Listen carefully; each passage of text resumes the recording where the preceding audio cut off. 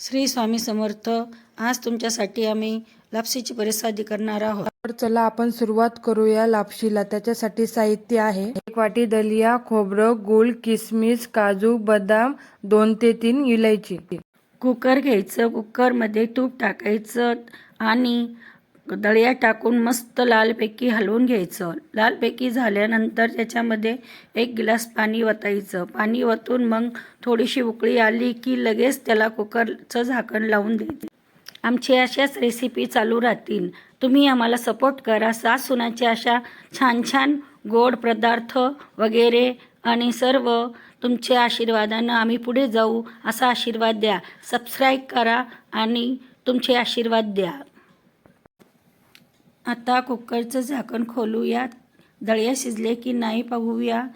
हां, छान शिजले. वा, किती सुंदर. आता पुन्हा सामग्री आपण टाकूया आणि हळूहळू सामग्री टाकल्यानंतर हलवूया. मग मस्तपैकी सुगंध सुटन. मग सुगंध आल्यानंतर त्याला हलवून थोडंसं दम्मावर ठेवून या. बस. त्या खूप छान लापशीचा सुगंध येत आहे. आज आपण स्वामी समर्थासाठी हा खास प्रसादी बनवलेला आहे. मला ही रेसिपी आवडली असेल तर लाईक करा, सबस्क्राईब करा आणि तुम्ही नक्की एकदा घरी ट्राय करून बघा. खूप छान बनते. आम्ही अशाच आत्या सुना आहोत.